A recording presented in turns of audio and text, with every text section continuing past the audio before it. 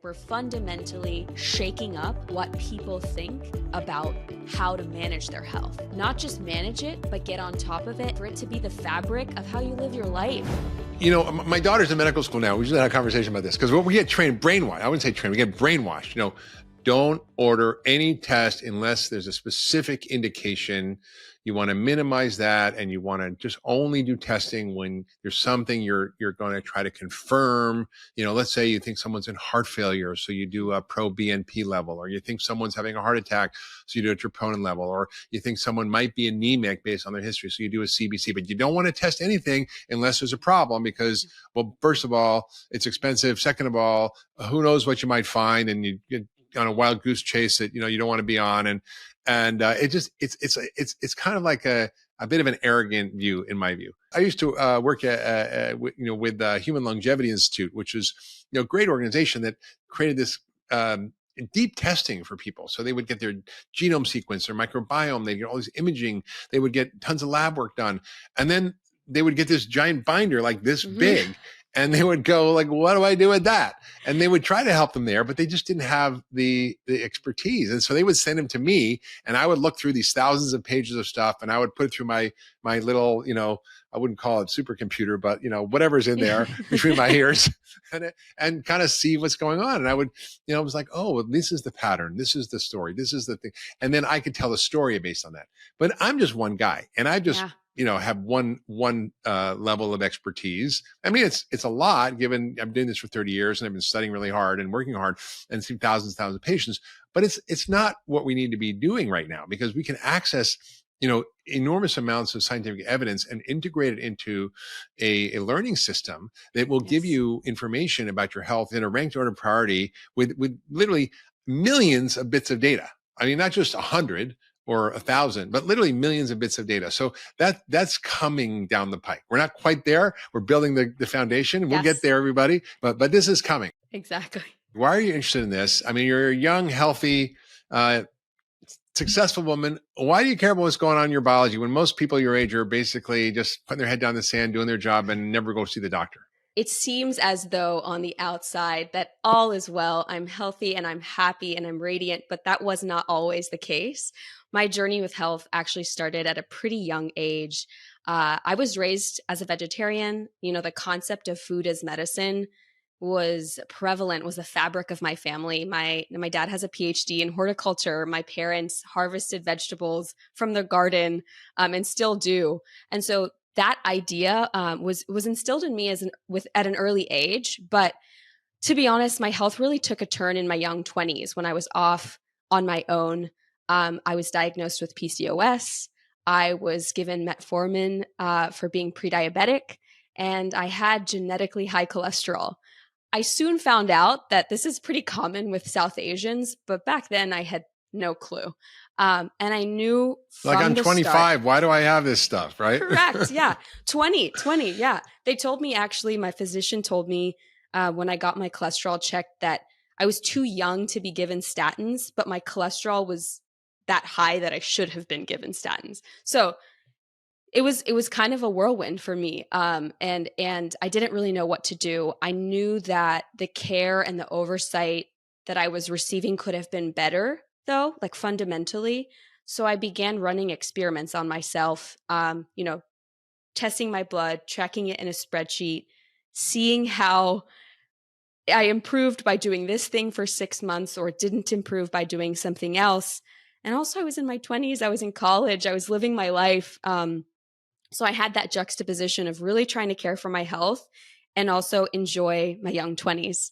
And so flash forward after those diagnoses, I became a healthcare consultant.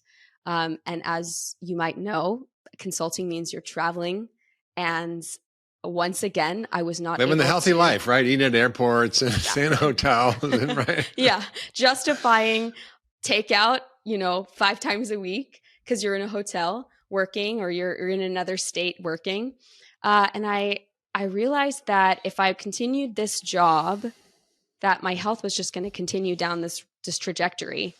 So I decided to actually go back to grad school and try to reset and think about how I wanted to work in healthcare, because as a consultant, I did work in healthcare. I worked in hospital systems. I worked with payers, and I realized how much I wanted to work within healthcare. I just figured out that if I wanted to make a change, I think I needed to work a little bit outside of the system itself to start to enact some change. You mean healthcare doesn't change on a dime and just, revolutionize its practice Right? overnight and Exactly. take advantage of all the science that was discovered yesterday, today? You mean it doesn't do that? Yeah. No, shockingly, no. Exactly. So for me, it was a revolutionary time of taking a step back and saying, okay, what do I want to do?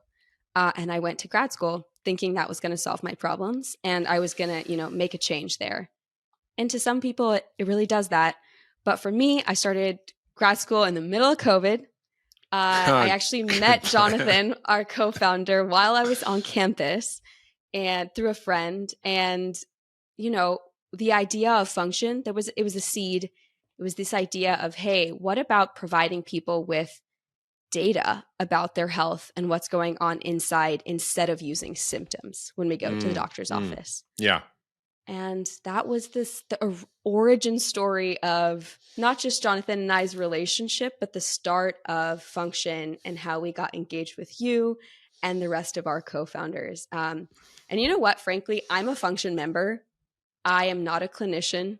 I'm still learning, even though I'm a co-founder, and I'm still learning in this conversation, which was what makes me so excited about being able to sit down with you and just chat, not just about my health, but the health of some of our members, the health of people I know in my life, and how these biomarkers can really fundamentally shift how we think about our biology and our ever-changing health. Yeah, it's just great. It's great, Pranitha. It's interesting when you talk about the symptoms. Most of medicine is amazing. Like, oh, you got this symptom, you got that symptom. Let's do this, and it's not really taking a deep dive into what's happening underneath. And I mean, up until now, we really haven't had the ability to do this really well. And doctors can order lab tests, but they typically are pretty staid, and people get a typical CBC, chem screen, and a cholesterol test, and they say, oh, you're fine, everything's great. Well, those tests don't go abnormal until you're basically in the hospital. And there's so much more to know about what's going on underneath. And now with wearables and, Oura rings and Apple Watch and a Garmin and this and that, Whoop and, Fitbits, we actually are starting to get data about ourselves. It's fascinating. People are tracking their sleep and they're tracking their heart rate variability and their exercise patterns, their VO2 max, their oxygen saturation, their body temperature on their devices. But that's just the tip of the iceberg. What's really going on underneath the hood really matters, which is your underlying biomarkers. And, typically in medicine, we're taught that we should only do testing when people have a problem. I think the truth is we need to start thinking about things proactively, preventatively, in a personalized way, understanding how we're all unique and different. And the only way to do that is to get our own data and to find out what's really going on underneath. And that's what's so beautiful about Function is we actually, for the first time, are giving people an opportunity to do that.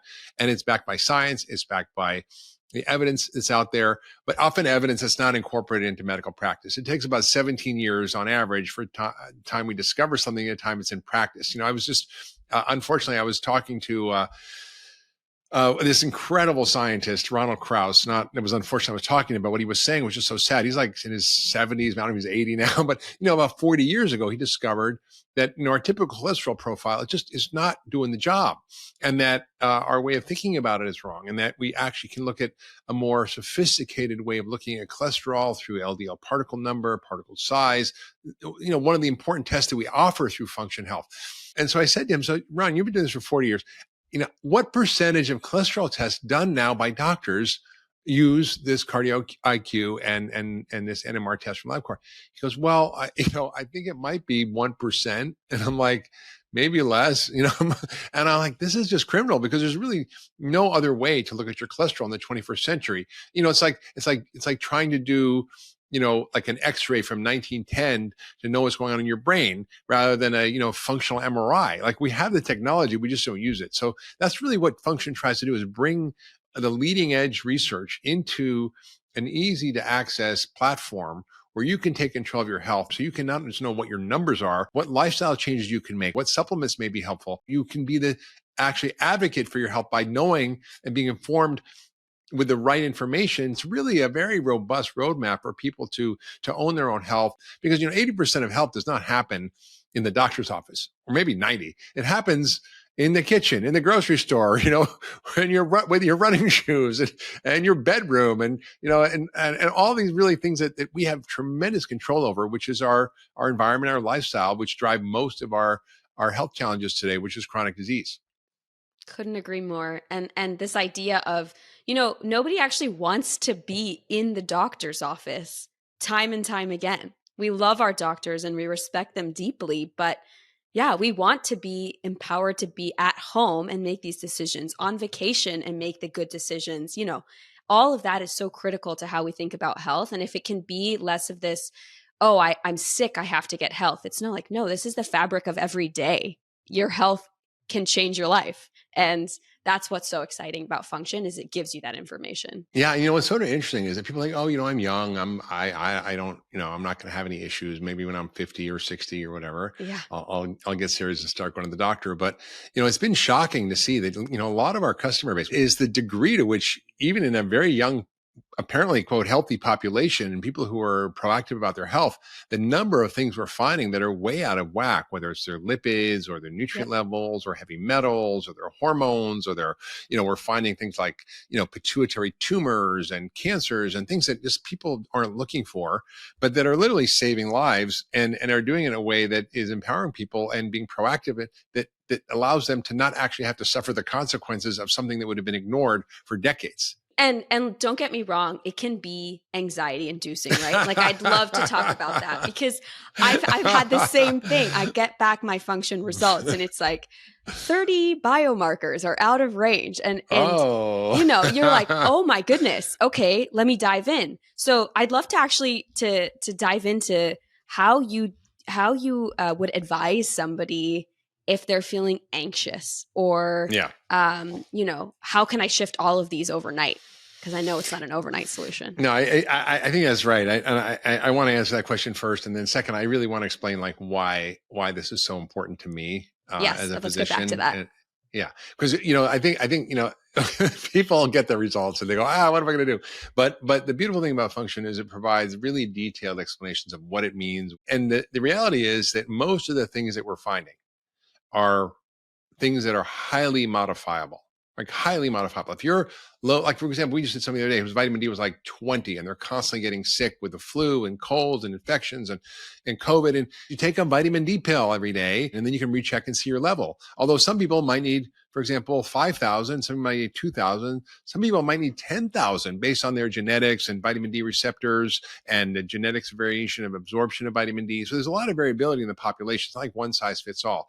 So some of those things are super easy fixes. Other things might be a little more challenging. Maybe you have, for example, a genetic test for ApoE4, which puts you at risk for Alzheimer's. Doesn't mean you're going to get it, but it means you probably need a more rigorous evaluation to see what is going on with your biology that you can modify to reduce your risk. What dietary changes you made? How do you need to exercise differently? What about heavy metals? Should you be looking at that? How do you optimize your gut microbiome? How do you make sure you take care of your mitochondria? How to reduce inflammation in your body? So some of this is a little more complicated, but they're not things that are unachievable. They're things that each one of us can do. I love that. When you look at what happened at the turn of the century, I remember studying William Osler, who was one of the fathers of modern medicine, who was a Johns Hopkins physician. And he was a philosopher, an incredible physician, wrote the first sort of textbook of physiology and internal medicine. And, he would tell these stories of how there was a heart attack patient in, 1910 on the ward, and everybody would come running, the residents, the medical students, the doctors, the attendings. This is this rare case. It was like if someone saw syphilis today or measles, like, whoa, wow, I've never seen that. Let's go run and see those cases, because it just didn't happen very much. So I think, a lot of that we're suffering today is just optional. And that's really what Function Health is about. I think that's amazing. That's amazing. I would love to actually learn a little bit about your journey. And obviously there was a large life and journey in medicine prior to Function. So when we met, you're Dr. Mike Hyman, the director of functional medicine, but take us back to the beginning. What was it that sparked this interest in you that created this lifelong journey for you? Well, to be honest with you, I've had this dream for Function for the last 25 years. I mean, the technology wasn't there. The internet was barely there. AI wasn't there. Machine learning wasn't there. the low cost of biomarkers wasn't there. Like, when I bought my first calculator, it was like $150, and all I did was add and subtract. And now I can get a, supercomputer for $150. I think I just bought a 5 terabyte hard drive for like $170. And, my first computer was $3,500 with 4 megabytes of hard drive, So I think the prices are coming down. And I've had this vision for years of democratizing healthcare, of decentralizing healthcare, of giving people agency over their own health, of ending needless suffering for millions of people through the power of functional medicine and the power of people owning their own health data, and through the power of using the technology of machine learning and AI to make sense of so much information. There's like 9 million articles on PubMed. So when your doctor says, well, there's no evidence for that, have you read all 9 million articles? No. So it's impossible to, right? It's a single human. I'm up to about, 5,300,472 articles, but no, I'll give you a report on this tomorrow. But no, It's a joke, right? It's a joke. And I think, doctors are busy. They're, seeing 30 patients a day. I mean, they don't have much time to read articles and read papers and look at the literature and keep up to date. And it's tough. And so my dream has always been to actually make, what I do accessible to millions. I've been able to be very lucky and had the opportunity to work at Kenya Ranch and through my own practice in a Cleveland clinic, and to see literally millions and millions of biomarkers on thousands and thousands and thousands of people, and learn so much about what's going on under the hood and what we should be looking at, what we should be testing. The things that are including the function are not things that the doctors usually check for. Maybe some more checking more and more, but most doctors don't check lipoprotein fractionation. Most doctors don't check ApoB. Most doctors don't check homocysteine. Most doctors don't check vitamin D. Most doctors don't check the right type of hormone testing. There's so much else going on there that they haven't even paid attention to. So I think I'm just so excited to be part of Function Health, because it's fulfilling the dream I've had my whole life, which is how do we get people access to their own health data in ways that are actionable, that transform their health, and take advantage of the latest science, and do it in a way that's seamless, easy, fun, affordable, and accessible to everybody. Function is looking to build a new approach to managing your health, right? Like, we're fundamentally shaking up what people think about how to manage their health. Not just manage it, but get on top of it. And again, for it to be the fabric of how you live your life. We're starting with diagnostic lab testing, and our goal is to give people the access to these tests. That's an exciting space that we're heading into. That's true. And to me, Pranitha, it's not just about managing your health. It's something you have to manage, but it's actually about resolving the problems. I don't want to manage chronic disease. I want to cure diabetes. I want to cure people's autoimmune disease. I want to cure their digestive problems. I want to get rid of their migraines. I want to get rid of their asthma. I want to get rid of their sinus problems. It's like, we often do what we know how to do. The old adage is, if you only have a hammer, everything looks like a nail, right? And so doctors typically have their hammer, and then everything looks like a nail.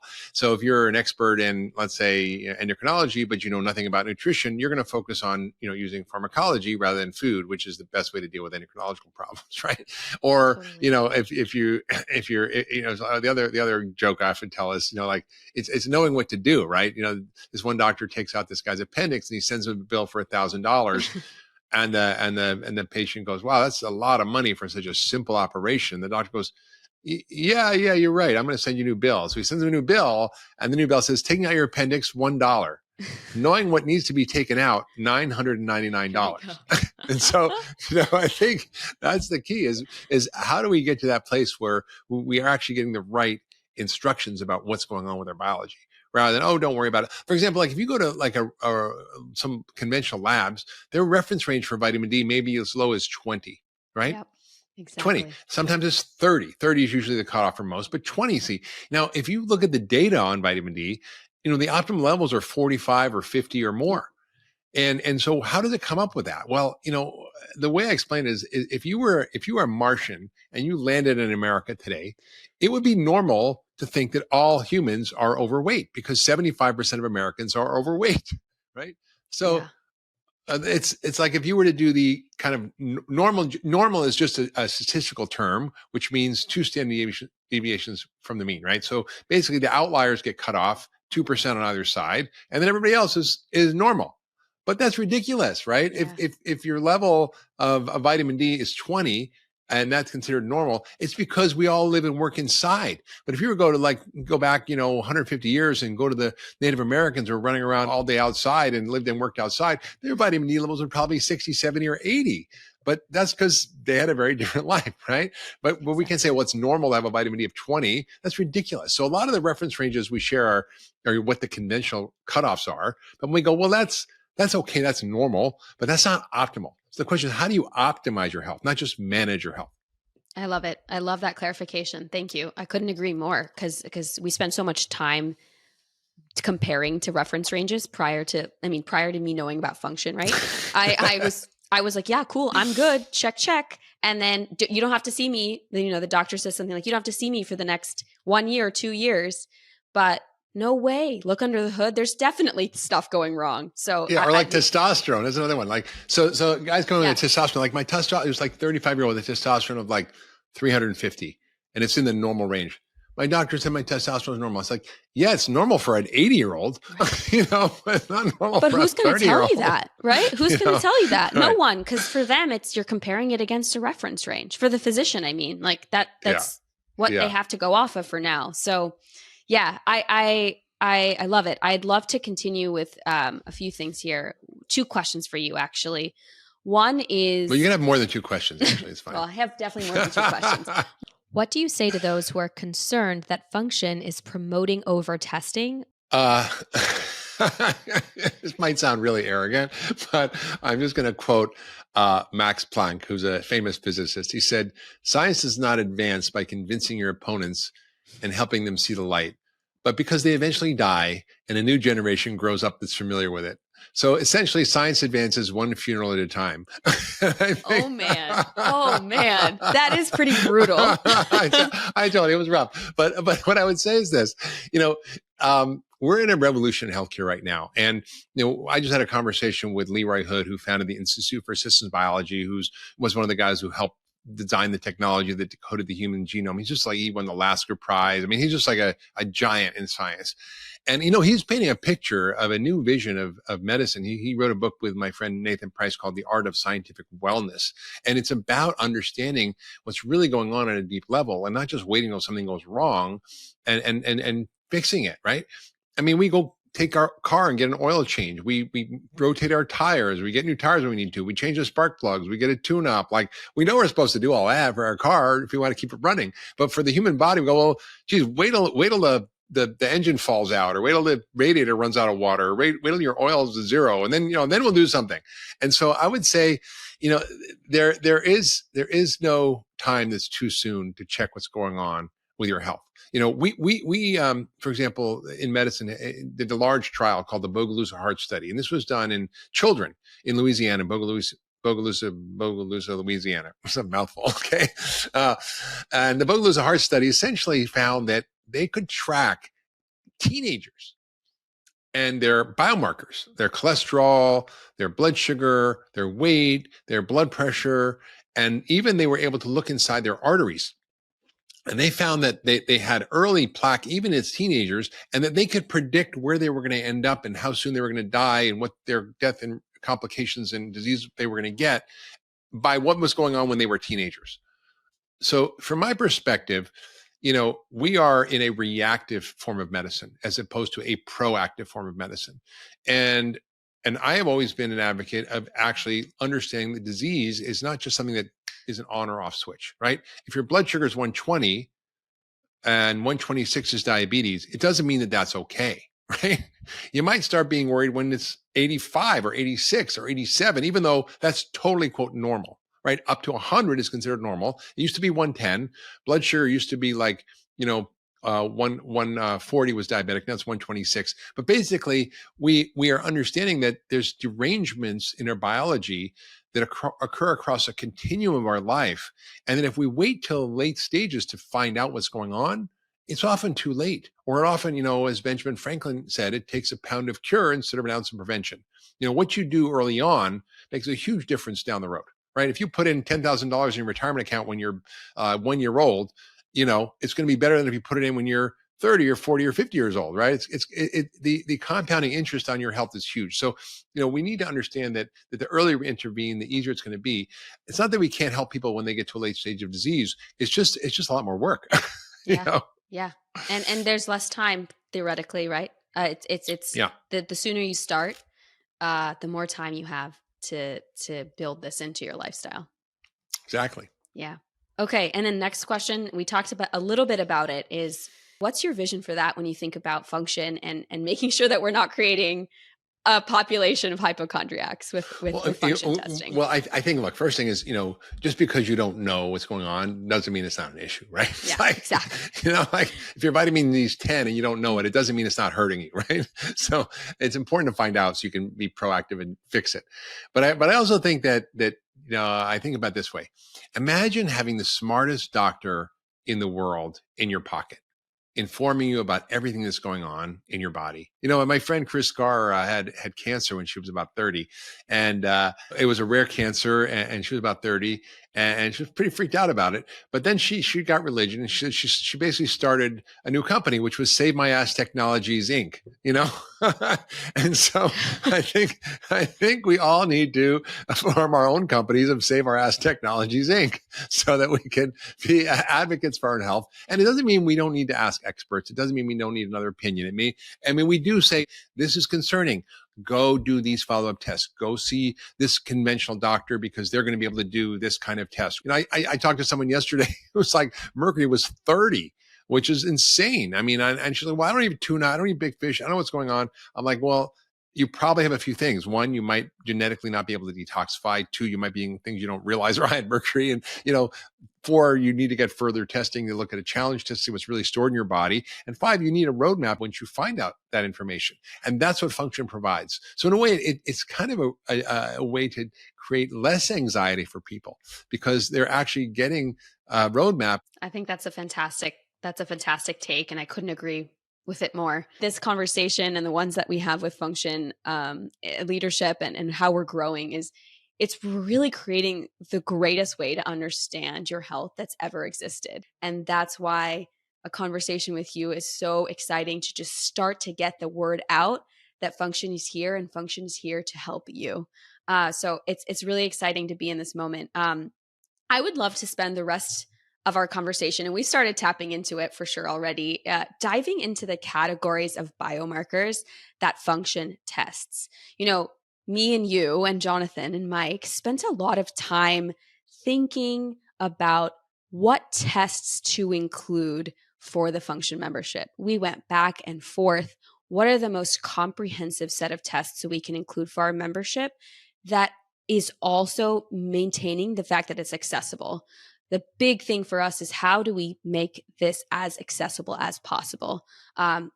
Folks who have wealth have access to this testing, and we want to make sure that function can be used by the average individual. Ultimately, that's our goal. So would love to dive into this and cover by category what we test and why it's important. And I'll pepper in some questions and thoughts and dialogue along the way. So let's start with heart, because I think cardiovascular health is a big one, not only for our members, but for all of America. Can you talk about the importance of this test? We briefly touched on it, and honestly, not just the importance of it, but what to do when you get a number that is astronomically high and you see that number. What do you do about it? We touched on this a little bit when I mentioned Ron Krauss, who was the discoverer of this phenomena of there being different types of lipid particles, not just LDL, HDL, and so forth, triglycerides, but like subtypes. Is it large cholesterol, LDL? Is it small? What type of HDL? Is it large? Is it small? What type of triglycerides, large or small? And it turns out that that's far more important and far better a predictor of what's going on inside your body in terms of your cardiac risk.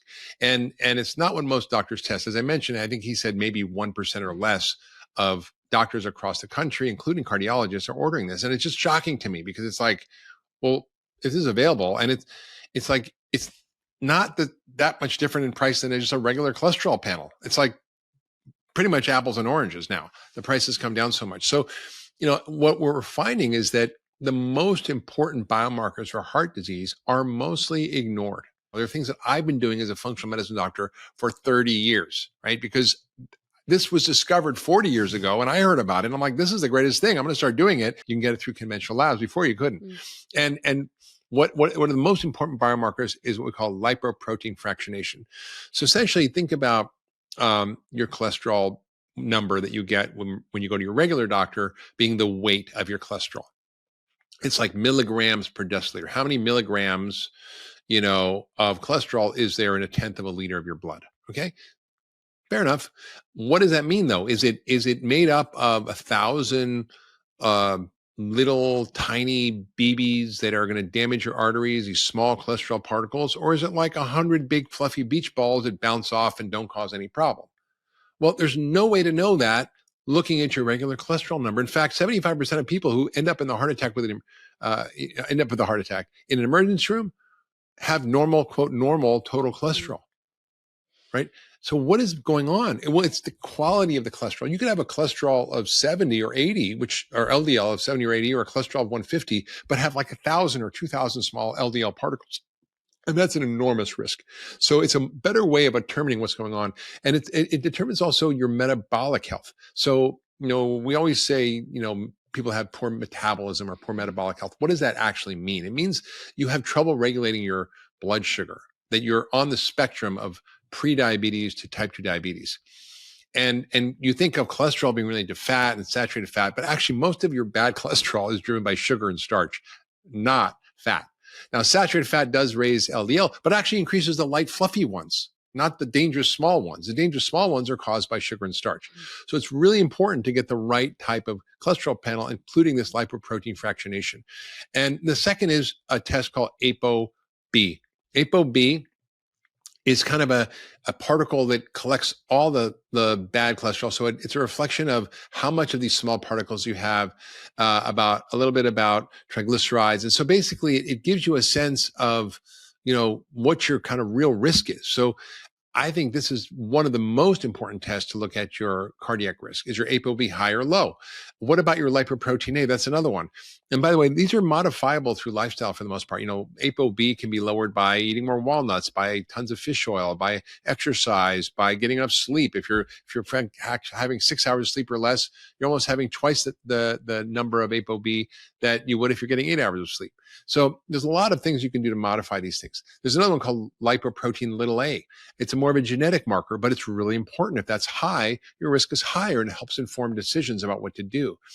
We also look at your triglycerides, your HDL, also HDL size, and also inflammation, because inflammation turns out is one of the biggest risk factors for heart disease. If your cholesterol is abnormal, but you don't have inflammation, it's not as big of a risk. So I think we look at all these biomarkers, and then I don't like separating out heart and metabolic. I call it cardiometabolic disease because it's one thing, right? So we also, when you include that, there's even a lot more biomarkers. We look at insulin, we look at blood sugar, we look at A1C, we look at uric acid, we look at fatty liver tests, we look at a lot of biomarkers that aren't typically looked at, including leptin and other things that are highly predictive of your cardiac risk, and that are the things that are in a pattern correlated with heart disease, more than just your cholesterol alone. So it's really important to look at all these factors. What was really amazing is that, many members, and again, our subset is relatively young and healthy, right? So this is not people who are smokers and people who are overweight typically, or who are, struggling with their health in many ways. These are people who are, proactive and engaged and, early adopters, and yet 50% of them had really bad lipid particle size, which is really bad. Also, many had inflammation that they didn't know about. So it's really important to look at all these factors and then come up with a roadmap. And it's really not that hard to fix. A lot of it can be fixed through diet and lifestyle.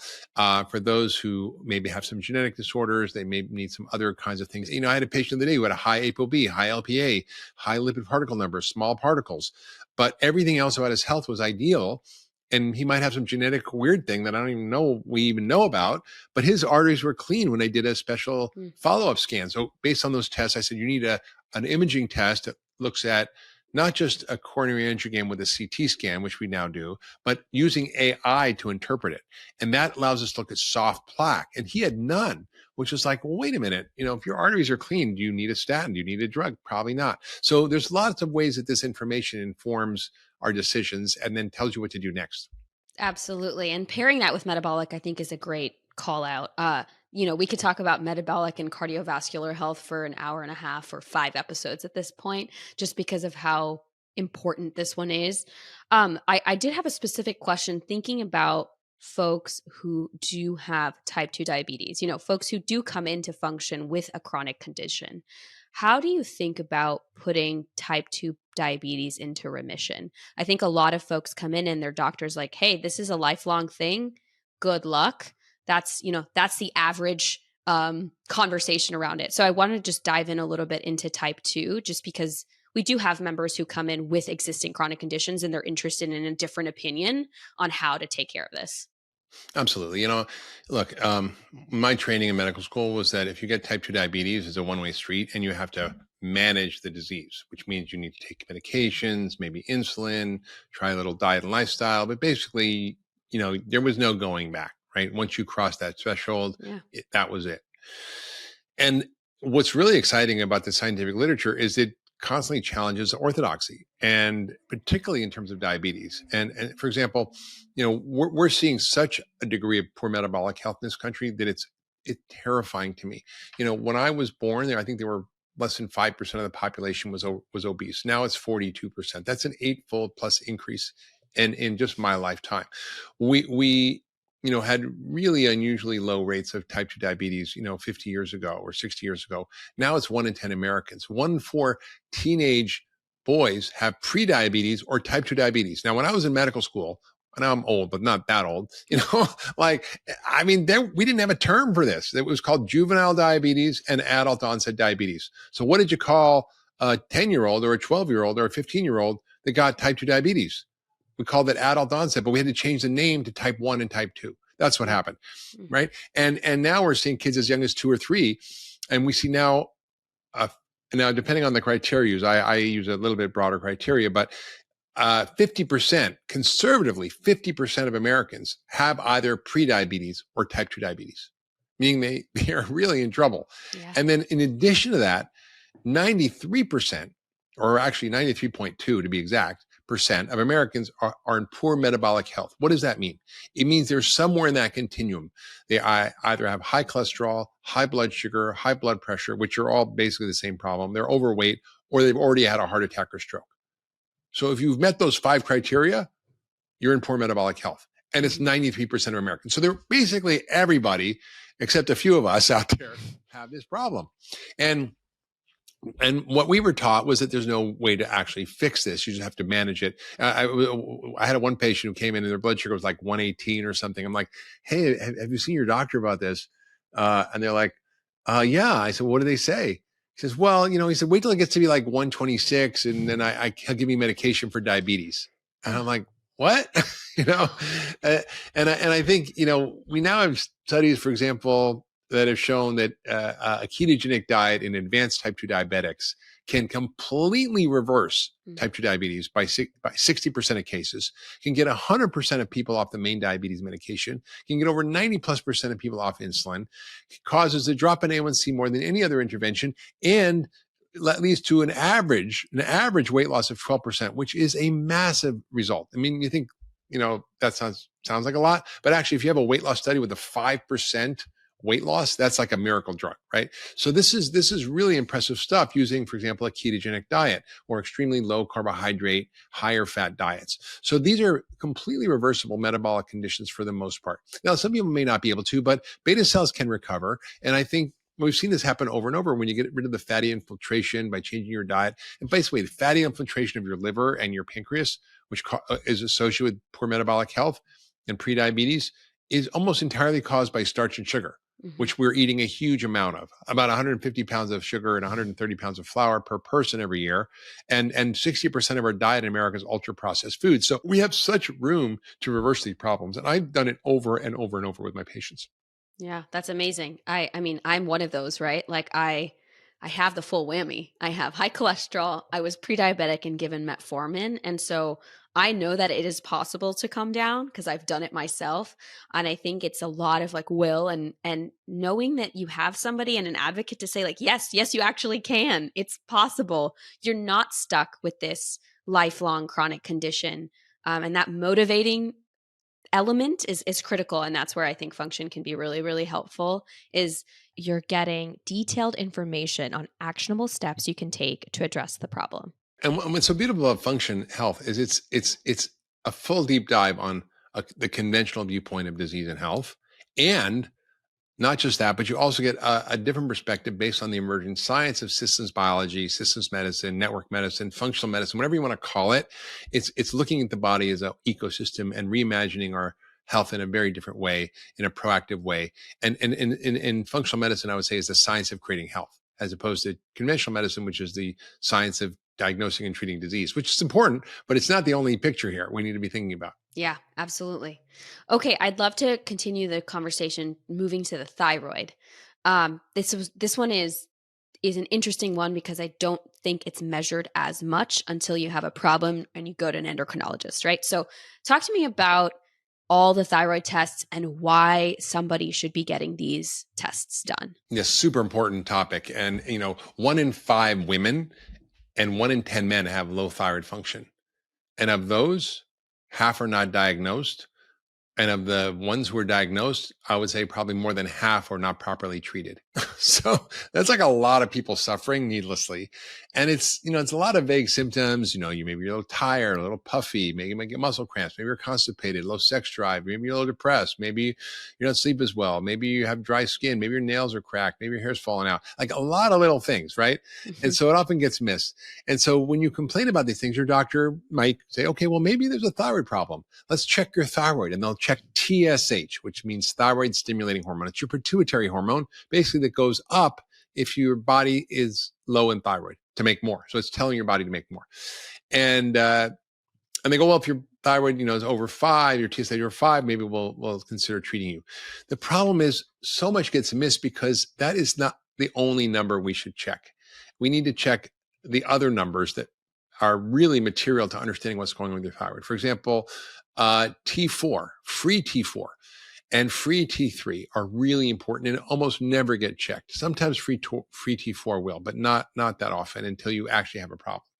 Second is thyroid antibodies. Now, I actually started doing this probably 25 years ago because I went to an endocrinology conference at Harvard. Now, this was just conventional doctors. This was not any kind of alternative or functional medicine docs. And the endocrinologist was saying, look, people can have normal TSH, but if they have thyroid antibodies, it means they have this autoimmune disease and actually need to be treated. And I was like, wow, that's really interesting. So I started checking thyroid antibodies in everybody. And I was amazed to see how many people had, quote, normal thyroid, but had elevated thyroid antibodies, which means they had an autoimmune thyroid condition. And they were in what we call subclinical hypothyroidism. Mm-hmm. Now, if you look at the literature, people with, quote, subclinical, meaning it's not really subclinical, they don't feel great. They may not have full-blown low thyroid, but they're not feeling great. That actually dramatically increases the risk of heart attacks, for example, if you don't have that treated.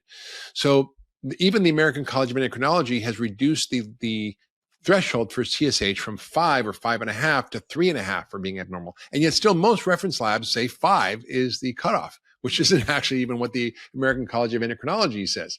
My cutoff is 1 to 2. Why? Because that's what's more optimal. Right? That's what you get a better overall health profile. So I want to check all these variables and actually understand what to do about them. And it's not just say, well, I'm just going to take Synthroid. That's what doctors will typically recommend. But, historically, we used to use glandulars in medicine, which means meaning we use ground up adrenal glands or ground up thyroid from animals to actually provide as medicines. This was done, in the 50s and the 30s and 40s, and they've kind of gone out of favor. But actually, the best thyroid replacement is one that's a combination of mimicking your body's own thyroid profile, which includes T3 and T4, and even something called T2.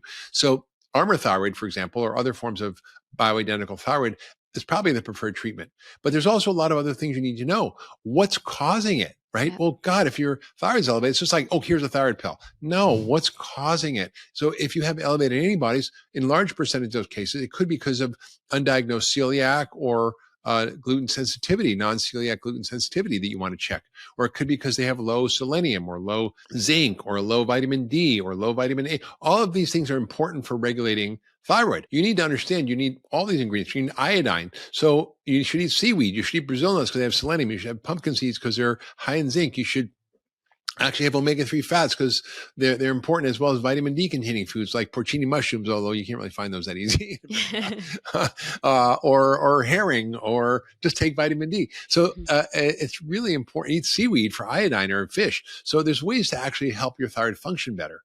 And we just don't get that information. So the beautiful thing about the platform of Function Health is that not only do you get the tests, but then you get a roadmap. So next up is autoimmunity. This one I feel is so underrated from the conversations usually with physicians. So tell me about autoimmunity, how prevalent it is in the country, and why it's not something that's so commonly tested traditionally, because what we've seen even with our member base is actually a large majority of people who do come back with something in this test. Yeah. I mean, it's shocking, Pranitha. Most people don't realize this, but, autoimmune disease is more common than heart disease, diabetes, and cancer combined, right? There's over 80 million people walking around America with an autoimmune disease of some type. It could be Hashimoto's, a thyroid problem. It could be MS. It could be rheumatoid arthritis. It could be lupus. It could be inflammatory bowel disease. And they often aren't thought of as one problem because each specialist takes care of their body part, right? If you got a GI autoimmune disease, the GI doc takes care of it. If you've got a skin autoimmune disease like psoriasis, the dermatologist takes care of it, right? So it's really kind of missed at how big of a problem this is. And what's really important to understand is that this is not just like on and off. Mm-hmm. One day you're fine. The next day you get an autoimmune disease. There's a continuum. And just as we've identified things like prediabetes and prehypertension, now doctors, and this is conventional medicine, are recognizers of something called pre-autoimmunity. And when you see a positive ANA or rheumatoid factor, even if you're not having a full-blown set of symptoms of rheumatoid arthritis or lupus or other things, it actually can be really revealing that you should be paying attention to something. Something is pissing off your immune system. And then you need to figure out why. Not, I'm going to take an anti-inflammatory or some kind of immune suppressant, but I'm going to figure out why. And it's a short list in functional medicine. It's something you're eating, right? It's bad food, processed food, something that's creating inflammation. It's potential allergens or things that are triggering a reaction in your body, like gluten is one of the biggest ones. Mm-hmm. It could be an environmental toxin like heavy metals. And it could be also some microbes, imbalances in your gut flora, for example, leaky gut, another big factor, or Lyme disease or mold. So there's all sorts of ways to actually figure out what's causing it. Yeah, exactly. I think that's amazing. I think it's really, really, it can be frustrating to have symptoms that don't have that label, right? Of I have diabetes or I have something. And until you get the root cause of what's happening, it can be really frustrating. And I feel like that's often what happens with folks who have autoimmune conditions. So this testing is looking to get under the hood and figure that out for people. Okay, so next up is a really important one to me, and a lot of people that I've spoken with. It's female health, right? It's people who are going through life and they go through a few stages, women, and it's complicated, it's complex, it's emotional, and it's folks in premenopause, perimenopause, and postmenopause. And the baseline and what I've experienced is, you don't really need to get anything tested until and if you want to get pregnant. And I was diagnosed with PCOS at a very early age. I had no clue what I was walking into, and was and have been on birth control for over 15 years now. And now I'm getting to this point where I'm interested in having conversations about fertility and family planning. So many folks that I've spoken with have a similar experience, right? They ask for these tests, they want to know more, and they get this response. Only if and when you're ready to get pregnant, this should be tested. And then there's the folks who are peri and postmenopause. And I want to talk about the stages that women go through and why this testing doesn't just stop at the reproductive fertility stage of life, it's important throughout life. And those conversations are starting and happening today, but I personally believe it's certainly not enough. And I want to be loud and take space about this one.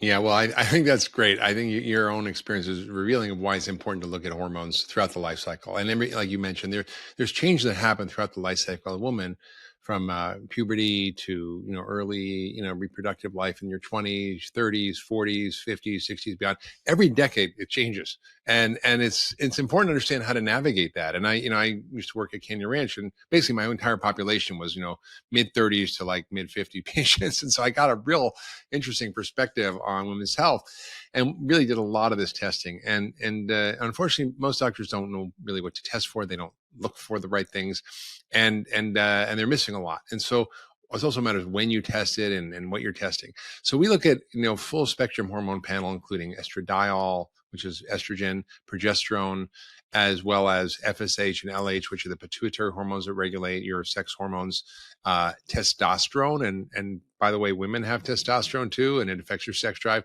We look at prolactin levels, which can be changing with life and have various impacts on your health, and also pick up tumors. We picked up people with pituitary tumors from this.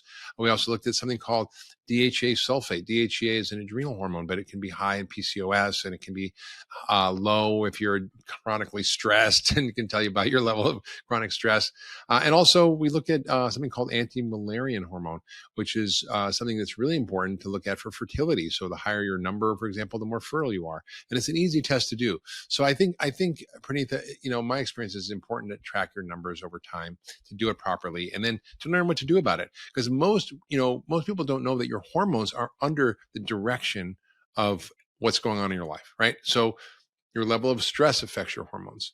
Your exposure to light and dark affects your hormones. Your diet affects your hormones. High sugar processed food diets and starch screw up hormones horribly. I mean, men, for example, we talk about men in a minute, but men who eat a lot of sugar and starch end up getting big bellies, and that's because they're making more estrogen, for example. Men have estrogen, women have testosterone. People don't realize that.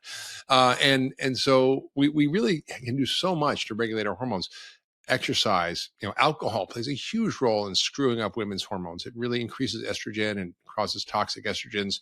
Also, environmental toxins. There's a whole slew of things called xenoestrogens that are highly powerful, and at very minuscule doses have extremely potent effects and can cause all kinds of hormonal disruption. There's a beautiful book about this called Hormonal Chaos by Theo Colburn that was written years ago, but it talks about these endocrine disruptors that we have prevalent in our society. So we go through how to interpret these tests, what they mean, how to identify what changes you can make in your lifestyle. So it really gives you a beautiful roadmap on how to do this.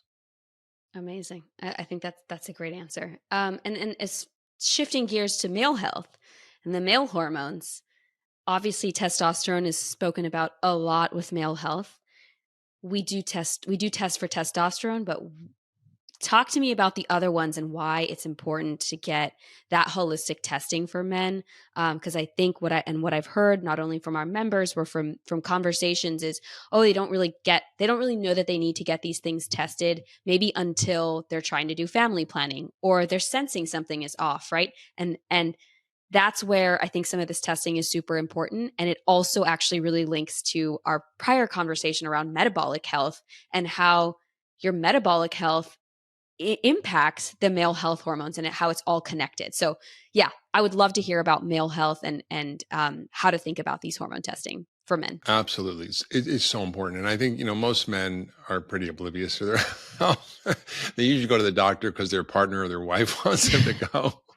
And they just kind of don't pay attention to much. But the truth is, you can tell so much about what's going on with a man. I mean, for example, men can have very high levels of estrogen or estradiol if they're drinking too much alcohol, or if they're eating too much sugar and starch, because fat tissue makes estrogen. They can actually be pre-diabetic and not know the effects on their hormones. I mean, one of the most frightening things is that this poor metabolic health is not just affecting women. And by the way, it's one of the biggest causes of infertility is poor metabolic health and prediabetes and insulin resistance, and PCOS is part of that. But for men too, we're seeing drops in testosterone when people are eating a diet that's high in starch and sugar and high in alcohol, and they get high estrogen, low testosterone, and it's kind of bad news. And their sex drive goes down. And I see this in men in their 30s and 40s. It's pretty concerning. So it's important to know what's going on. Also, we look at the same adrenal hormones. We look at the pituitary hormones, and it gives us a really good view of what's going on. We also look at prolactin as well. So we get a pretty 360 view. And PSA is important. It's a predictor of cancer, and it's important to track your numbers, not all the time, but you want to get a baseline and you want to look at the change over time. And it's an imperfect test, but it actually, I think, is important. A few other tests that we run are regarding stress and aging, so cortisol specifically. I would love to talk about how you, Mark Hyman, think about this, because I'm a co-founder. I'm managing my stress and burnout, and I just got my cortisol test, and it is really high. 35. So everybody is working so hard to get everything for you guys, and she's like burning out. Well, what's the irony, right? Like I refuse to be building a healthcare startup and then negatively impacting my health. So talk to me about how you as an individual keep this at bay as a traveler, as a physician, and now a startup founder with Function. How do you think about this, and how do you manage this as an individual? Well, thanks for asking. I mean, I think it's really about learning a life skill of how to regulate and manage your stress, like anything else, right? Mm-hmm. Cooking is a life skill. Driving a car is a life skill. Learning how to exercise is a life skill. Using a computer, your phone's a life skill. These are all life skills that we can learn. And most people have no clue that, like Dorothy with the ruby red slippers, they have a way to access their autonomic nervous system. Now, we think stress as an automatic response in the body, and it is, right? It's the fight or flight, limbic system, reptile brain, and it gets activated whether we like it or not if we're under any kind of psychological or physical stress. However, you actually can access it and change it by doing things that help to reduce that stress response, whether it's meditation or yoga or deep breathing, or a hot bath, or a sauna, or a cold plunge, or dancing to music, or taking a walk in nature, or making love. I mean, the list goes on and on. So you have to figure out what's your jam. Like personally, I love to do hot and cold therapy. That just immediately changes my stress response. I make sure I get enough sleep. I meditate. I make sure I eat in a rhythmic way, and I actually sleep in a rhythmic way as best I can. I mean, sometimes I can't really do that if I'm traveling, but try to go to bed at the same time, wake at the same time. So get light exposure in the morning. There's all sorts of simple hacks when you see abnormal levels of cortisol that are too high or DHEA that's too low. Yeah, great. I got to start them now. Okay, so moving on to immune regulation. I'm going to go play tennis after this and hit a ball. When I really hit the little yellow ball really hard, my stress goes way down because all I can think about is the yellow ball. Nothing else is going on. I'm running around chasing it. It's awesome. Couldn't agree more. I mean, that for me is boxing. Like when I box, it's like, yes, I'm like truly just punching away the stress. So couldn't agree more. Sometimes it's good to just get out there, see the sun, Yeah. Function members can test about 9 biomarkers relating to immune regulation. How should one think about immunity and immune regulation when it comes to these tests? Well, there are very many tests to look at immune function, cytokine panels. David Furman at Stanford created the 1,000 Immunos Project, looked at over 50 different cytokines. So a lot of stuff that, we want to look at may not be available commercially yet, but the basic stuff you can look at: your blood count, your white cells, the type of white cells, all give you a sense of what's going on. So for example, I can tell if someone's, potentially has a chronic viral infection with a low white count, or maybe has yeast overgrowth, or if their neutrophils are low but their lymphocytes are high, it tells me that could be viral yeast. Or if their neutrophils are high, it could be bacteria. If their eosinophils are high, they could have a parasite, or they could have, for example, an allergy. So I basically get a really good, robust view of what's going on, and it's a basic, simple test, but most doctors don't properly know how to interpret it. So we filter it through the lens of the future of medicine. And thinking about the pancreas, we test for 2 here, amylase and lipase. And really, honestly, I've heard that nobody tests for this. Why do you think that is? And how would you change that? I mean, I think it's good to see what's going on with your pancreatic function. A lot of people have sort of suboptimal pancreatic function, and amylase and lipase are pancreatic enzymes. They typically go high in pancreatitis, and people can have low-grade pancreatitis and not know it from a stone or from, various kinds of, inflammatory issues or autoimmune disease or potentially even cancer, or from even a black widow spider bite can do it, although people don't usually have that, or alcoholism. All of that can affect your pancreas. So I think it's important to have a look at it. I think most times it's going to be normal, but it's a good test to screen. And then nutrients. This is a big one. Folks want to know where they're at. Vitamin D is one that's spoken about a lot. I have a couple questions on this one is, how do you think about getting these nutrients with food predominantly and then adding it on with supplements? Because I think folks are like, oh no, I'm low in this, I have to take fistfuls of supplements.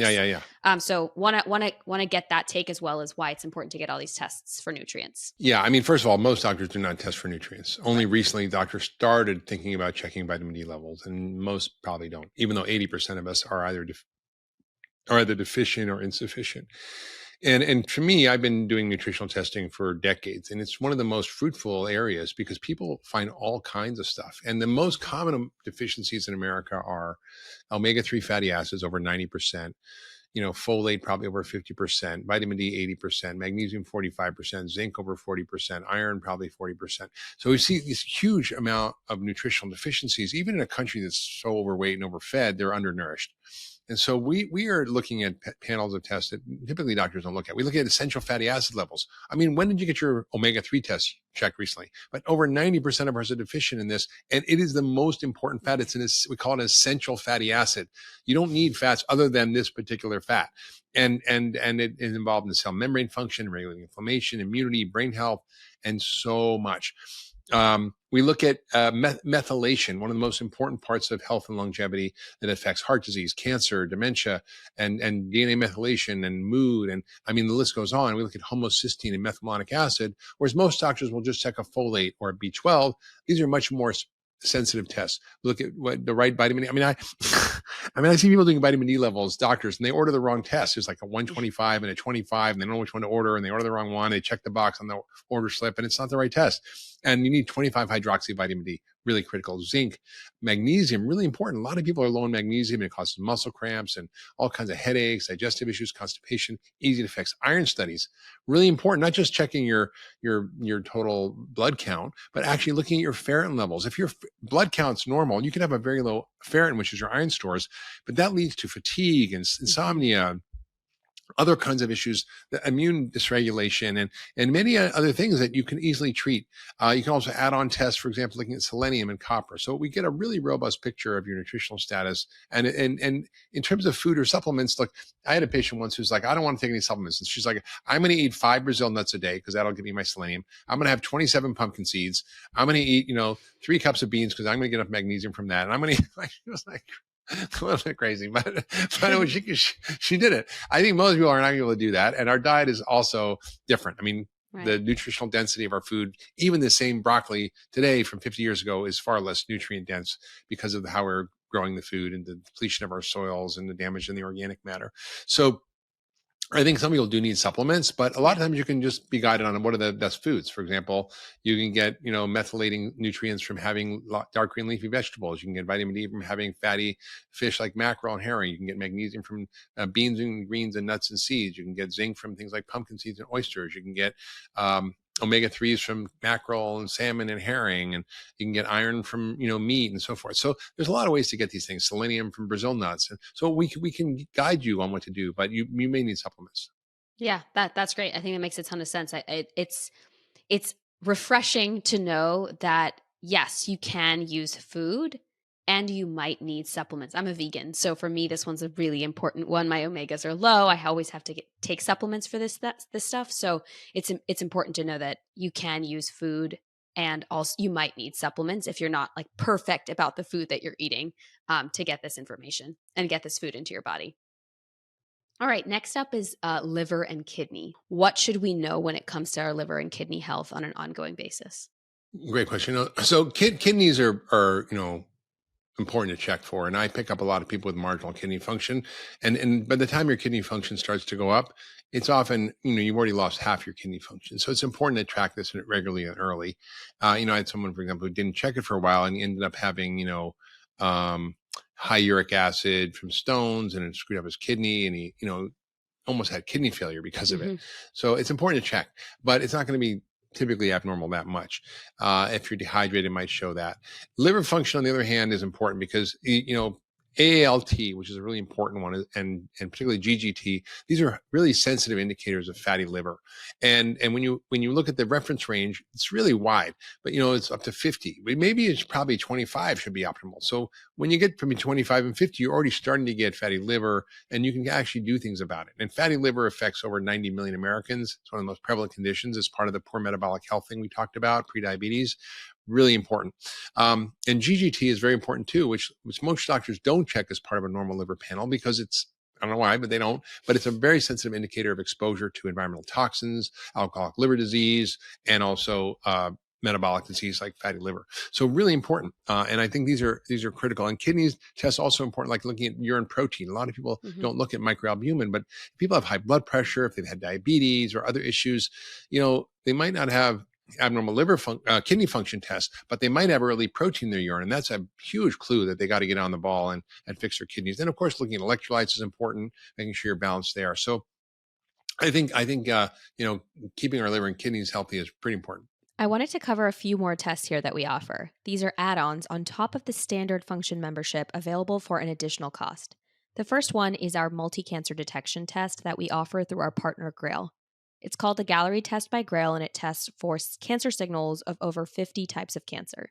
And we have actually had, a handful of people who have tested positive from this test, and some of them have been totally asymptomatic. So this is one that we fundamentally believe that everybody deserves and has proven to be a important test. I'd love to hear your thoughts on getting this test. This is an add-on for our function membership. Yeah, I mean, look, Pranitha, cancer screening has been in the dark ages for a long time. I mean, you can do a pap test, you can do a mammogram, you can do a colonoscopy, you can get a PSA. Yeah, that's about it.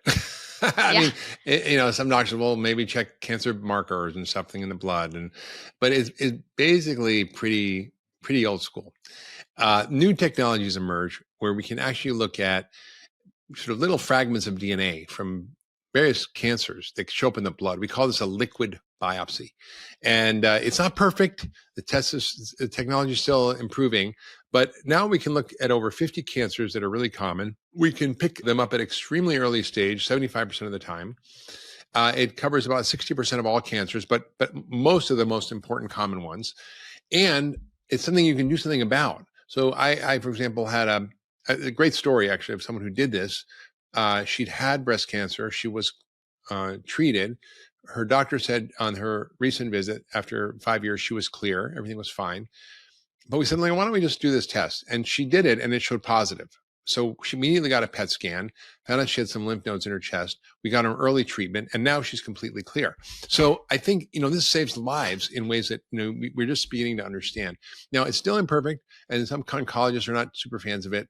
But I think if you understand what to do with it and how to interpret it, it's really important. There may be false negatives. In other words, you may have a cancer and it may never pick it up, but it gets it about 75% of the time. But there are very few false positives. If it's positive, there's something going on. And it tells you not only that you have something, but where it's coming from and what type of cancer it is. So that's really good. Yeah. Exactly. It's the source of the cancer. So it's not diagnosing that you have cancer. It is saying, hey, there's something going on here. You need to follow up. And it shows you the cancer signal of origin with this test. So we really do love this partnership and are excited about this test. Okay, a couple more add-ons here. Heavy metals. Why should people be thinking about heavy metals? Well, I mean, I had mercury poisoning, and it's a mess. If you get mercury poisoning, it's not fun.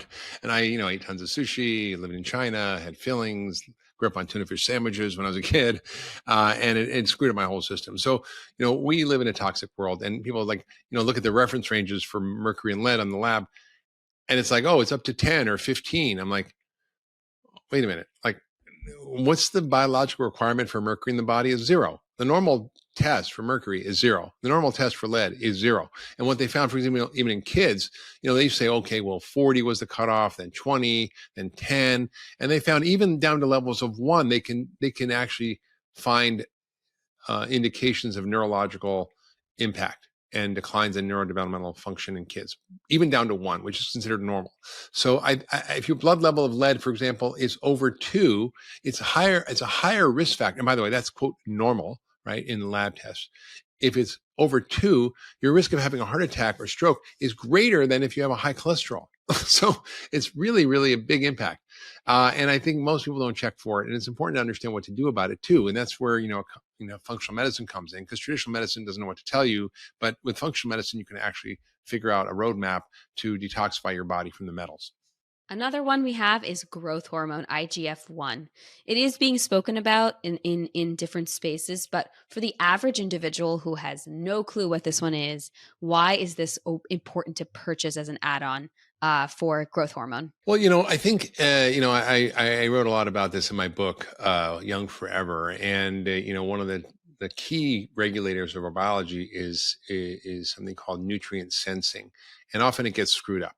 And it's one of the hallmarks of aging. And deregulated nutrient sensing is critical. And one of the ways it does that is by increasing insulin levels and insulin-like growth factor 1. That's what IGF-1 means.